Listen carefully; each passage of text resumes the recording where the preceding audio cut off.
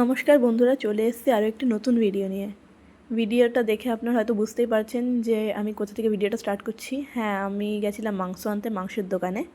কিন্তু আমি ওখানে একটা কোশ্চেন ভাবলাম, হঠাৎ করে মাথায় কোশ্চেনটা আসলো যে মুরগির মাংস বিক্রি করে এত বড় বাড়ি কে বানাতে পারে। তারপরে খুব খিদা পেয়ে গেছিলো, ঘরে এসে ম্যাগি আর চা বানিয়ে নিলাম। তো চা পাতা, পেঁয়াজের খোসা, যেগুলো ওয়েস্ট জিনিস, ওগুলো আমরা কোথাও বাইরে না দিয়ে আমরা গাছে দিয়ে দিই। আমি একটা ড্রাগন গাছ লাগিয়েছিলাম, তো সেখানে দিয়ে দিলাম। তারপর বাসনগুলো মেজে এখানে চলে আসলাম জামা কাপড় কাচতে। তো স্কুটিটা রোদে খুব গরম হয়ে যাচ্ছিলো বলে স্কুটিটার যে কভারটা ওটা বের করে স্কুটিটাকে পরিয়ে দিলাম।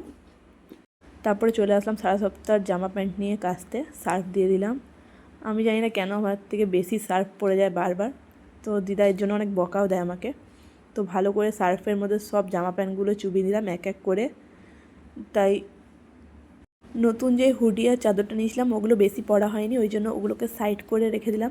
চাদরটাকে স্কুটির উপরে ছুঁড়ে মারতে গিয়ে নিচে পড়ে গেছে। আমি প্রত্যেক সপ্তাহে রোববার দিন আসলে ভাবি একটু ঘরে ঘুমাবো অনেকক্ষণ টাইম ধরে, কিন্তু আমার সেই সময়টা হয়ে ওঠে না। যার জন্য আমার ঘরের যত ময়লা ফয়লা যা আছে, বলতে গেলে আমাকে ওই একদিনের জন্য ঘরের সাফাই কর্মী হয়ে যেতে হয়। যত যা কাচাকুচি, মাজা, বাসন মাজা, সব ঘর পরিষ্কার করা, সব কিছু উঠান পরিষ্কার করা, গাছ তোলা, গাছ কাটা, ঝাড় দেওয়া, সব কিছু আমাকে করতে হয়। এই যে সামনে বসার জায়গায় পরিষ্কার করে নিচ্ছি, এখানেই আমি ছবিগুলো এঁকেছিলাম আমার। তারপরে চলে আসলাম জামা কাপড়গুলো কেচে ছাদে নিয়ে, ছাদে মেলতে। আমাদের অনেক লম্বা ছাদ, ওই জন্য কোনো অসুবিধা হয় না। একসঙ্গে মিনিমাম 100টা জামা প্যান্ট মেলা হয়ে যাবে, এত লম্বা ছাদ। এই যে আমার একটা বন্ধু মুরগি আমার ঘোরাঘুরি করছে। এটাকে আমি আগের বছর জানুয়ারি মাসে রেখেছিলাম। তারপরে মেলে চলে আসলাম নিচে। এসে আমার জুতোর বক্সটা অনেক খারাপ হয়েছিল অবস্থা, ওই জন্য ওগুলোকে আমি পরপর এক একটা সুন্দর করে গুছিয়ে নিলাম। নতুন যেই জুতোগুলো কিনেছি ওগুলো রেখে দিলাম ঠিক মতন। বাক্সটা এখন আর জায়গা ধরছে না। নিচে কিন্তু জুতোর বক্স আছে, ওখানে আর জায়গা নেই বলে এরকমভাবে বাক্সে রেখেছি। তো মাছের বাড়িতে মাংস এনে দেখলাম হাতটা কেটে গেছে, তো বসলাম। তারপরে খেয়ে দিয়ে বিকালবেলা দিকে একটু মাঠে আসলাম, অনেক দিন পরে মাঠে আসলাম।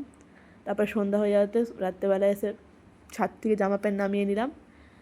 কাজ ছিল না, কী করব, একটু আমার যে শিব ঠাকুরগুলোকে পুজো করি ওগুলো ময়লা গেছে, ওগুলো ধুয়ে আনলাম। এসে খিদা পেয়ে গেছে, ওই জন্য মাংস, পেঁয়াজ, কাঁচা লঙ্কা, ডিম, তারপরে সব রকম মশলা দিয়ে মাখিয়ে সব কিছু একসঙ্গে করে তেল গরম করে মাংসের পকোড়াগুলো ভেজে নিলাম ছোটো ছোটো করে। ওই 7-8 পিসের মতন ভেজেছিলাম। তারপরে বড়াগুলো ভাজা হয়ে যাওয়ার পরে সুন্দর করে বড়া, পেঁয়াজ কেটে পেঁয়াজ, সস, এদিকে কোল্ড ড্রিঙ্কস নিয়ে বসে গেলাম টিভি দেখতে। আহা, এরকম স্ন্যাক্স নিয়ে বসে বসে টিভি দেখার মজাটাই আলাদা। আমার তো খুব ভালো লাগে। এই যে আমি খেতেও শুরু করে দিয়েছি। আমি যত যাই খাবার খাই না কেন, আমার নজরটা ঠিক থাকে টিভির দিকে। আর টিভিতে কিছু না, আমি যতক্ষণ ঘরে থাকবো সারাক্ষণ পোগো চলবে। পোগোতে হয় ছোটা ভীম, নয়তো জয় জগন্নাথ, এগুলোই চলবে। আমার 22 বছর হয়ে গেলে আমি এখনও এগুলোই দেখে যাই কন্টিনিউ। এই যে জামা প্যান্টগুলো এবার ভাঁজ করে নিচ্ছি। আগে একটু পেট পুজো করে নিলাম, এবার জামা প্যান্টগুলো সুন্দর করে ভাঁজ করে নেবো এক এক করে। আমার না জামা প্যান্টগুলো কাচার থেকে জামা প্যান্টগুলো ভাঁজ করতে বেশি ভালো লাগে।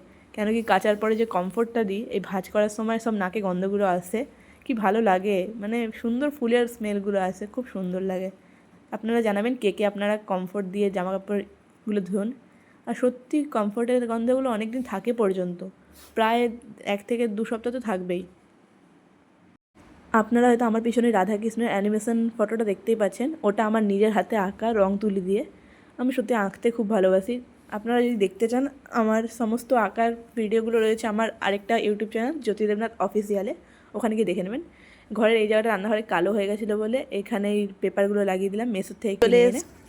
ফুড নেস্টে, তালবাগিচার ফুড নেস্ট, এটা এন্ট্রির জায়গাটা।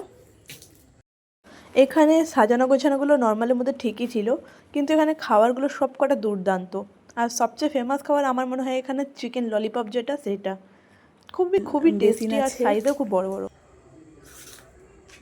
এই যে কুলোর মধ্যে কত সুন্দর করে একটা প্যাঁচা আঁকা আছে।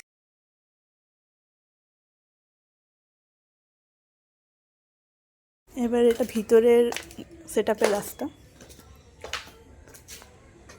এই যে এটা বাচ্চাদের জন্য প্রপার খুব সুন্দর একটা জায়গা। ছোটো ছোটো বাচ্চাদের এখানে কবিতা লেখা আছে।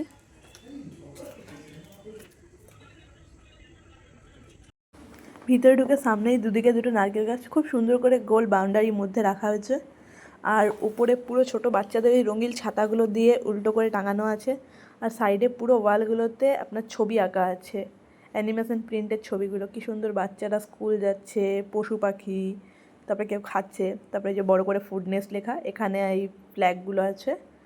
এখানে একটা রিং লাইটও আছে, যেটার একটু অবস্থাটা খারাপ হয়ে গেছে, মানে ভেঙে গেছে, হয়তো কেউ ভেঙে দিয়েছে বা ভেঙে গেছে। এখানেও সাইডে আরেকটা বেসিন আছে। এই যে গাছটা, এখানে সুন্দর বসার মতনও জায়গা করা আছে গাছের পাশে। হোম থিয়েটারের ব্যবস্থা করা আছে, এখানে চাইলে আপনারা বার্থডে পার্টি করতে পারেন। এই যে চলে আসলো আমাদের খাবার, চিকেন ললিপপ, তারপরে lachha paratha, mixed fried rice. তো আমি খেতে স্টার্টও করে দিলাম। তোমরা হো কারা? আমার খেতে ঠিক অত ভালো না।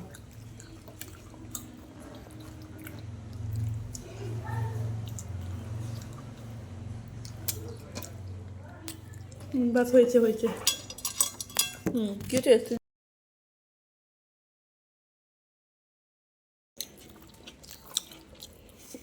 তুই কত টাকা নিয়ে আসছো? খাওয়া না হয়ে যাবে।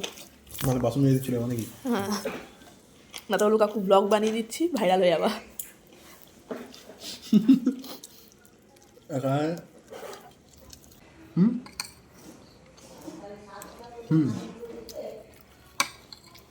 ও হ্যাঁ শুভদীপ। আমি যেই পরিমাণে নাটক করে খাচ্ছিলাম, আমার দাদা খালি আমার মুখ দেখছিল। ও মনে মনে মানে মনে মনে না, আমাকে বলেও দিয়েছে, বলে ঘরে তো এত নাটক করে খাস না, তাহলে এখানে কেন এত নাটক করে খাচ্ছিস? তো আমি বললাম ভাই বুঝতে হবে, ভিডিও চলছে না। তারপরে একটু নাটক করে রিলসও বানিয়ে নিলাম। আমাদের বেরোনোর সময় হয়েছে রাত 10:30 11টা বাজে। দাদা বিলটা পে করে দিল, তারপরে আমরা টুক করে বেরিয়ে বাড়ির জন্য রওনা হয়ে গেলাম। তো আসার সময় দেখলাম রথতলাতে একটা বড় করে বিয়েবাড়ি হচ্ছে। আপনারা লাইক কমেন্ট শেয়ার সাবস্ক্রাইব করে দেবেন। টাটা।